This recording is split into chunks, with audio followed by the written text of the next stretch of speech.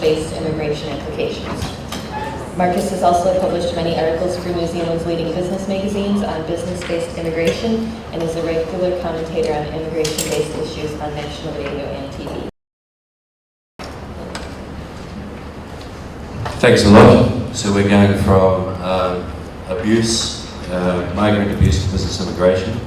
My name is Marcus Beveridge, and I'm the owner of a firm called Qcl Law, and I've been practicing in the immigration sector for about 20 years now. I was also a chairman of NZAMI for a little while between Bill and Bernard, and I currently sit on the New Zealand Law Society Immigration Law Committee. And I fear we've probably acted on more successful long-term business visas than virtually anyone else in the country since its inception in 1999.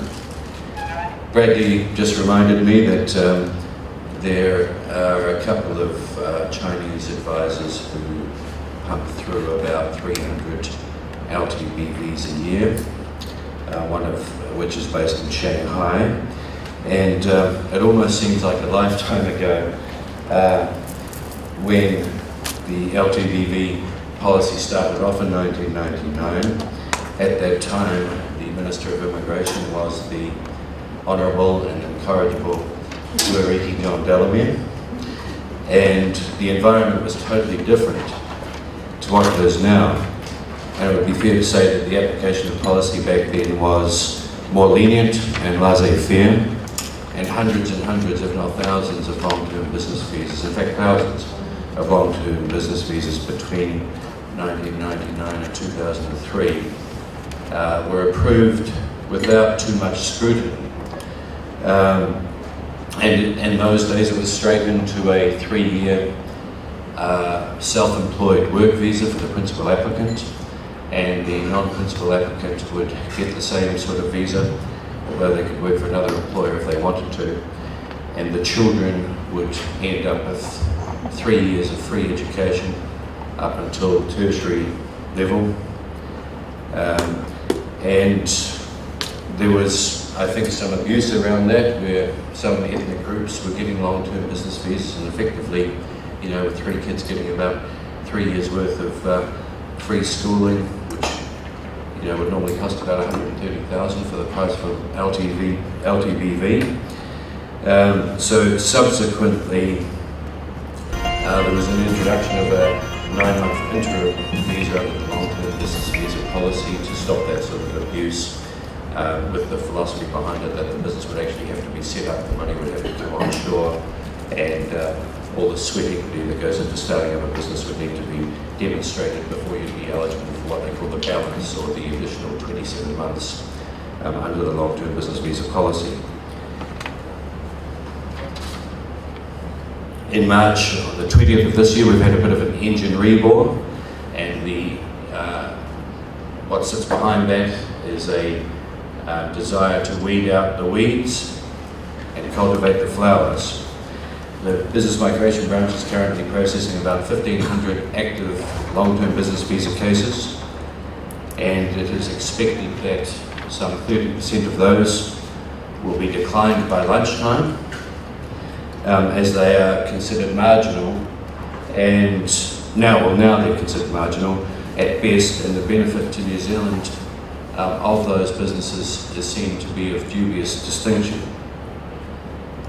So these changes were brought about as there seemed to be a need to protect migrants and maintain the integrity of INZ and its programs. By raising the bar, successful business people will have a better ability to contribute to New Zealand's economic growth, and this weeding will result in better outcomes when they subsequently convert to residency under the entrepreneur category. I will now take you through industry trends for your reference, which demonstrates the business industries and types of applications.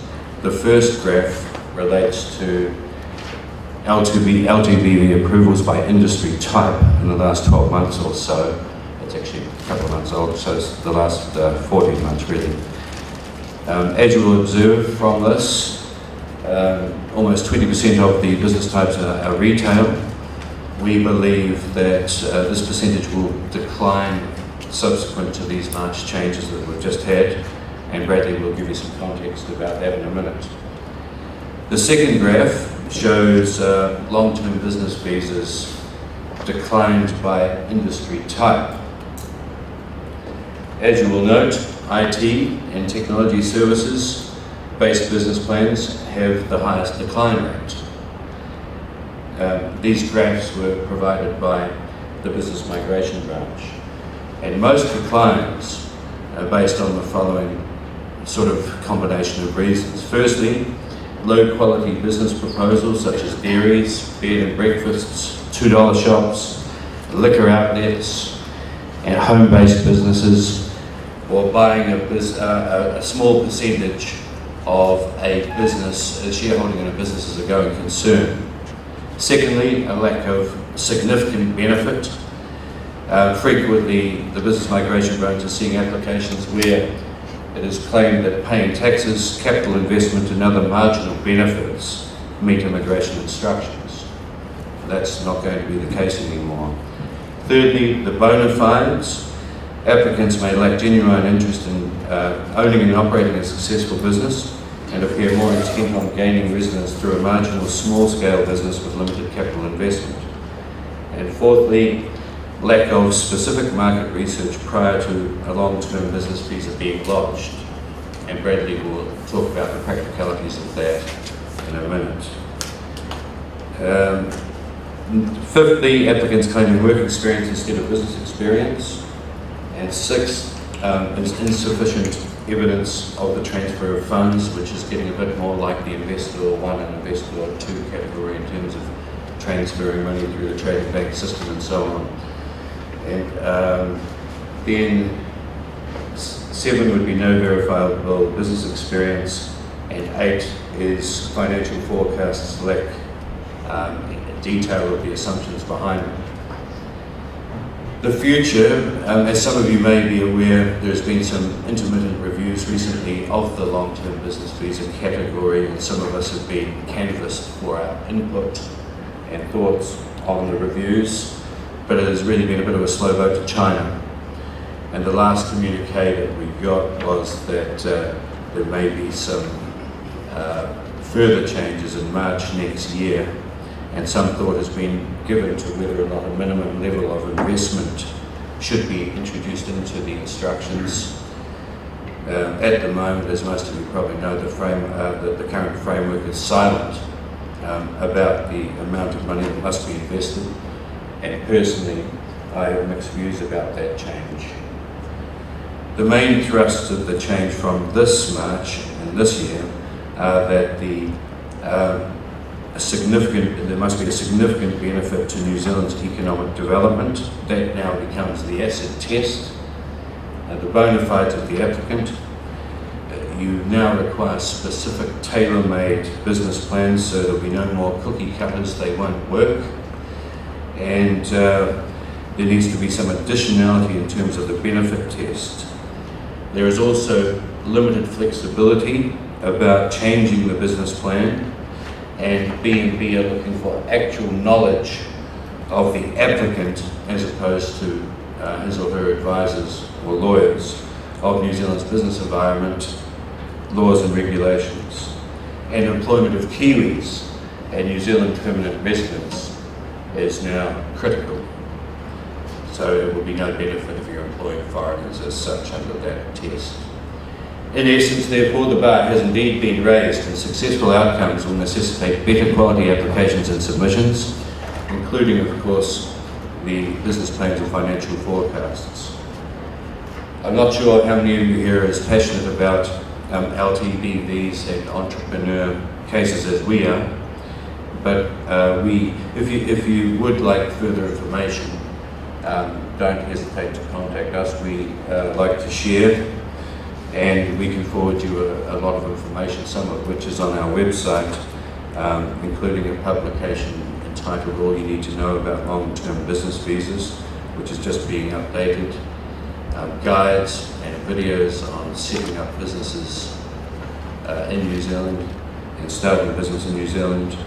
We also have a very good presentation that the Business Migration Branch recently did for those who practice in this area. And you should also get hold of Business Migration Branch newsletters and don't be shy to contact the officials in the Business Migration Branch, as they are invariably very helpful and good to deal with.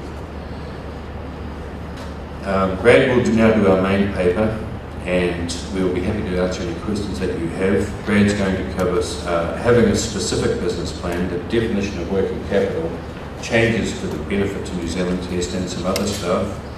And just before Brad starts, I'd just like you all to know also that Brad's recently been selected for the New Zealand kickboxing team, and will be fighting in Brazil next month for New Zealand, and we wish him the very best in his kickboxing tournament. Thank you very much.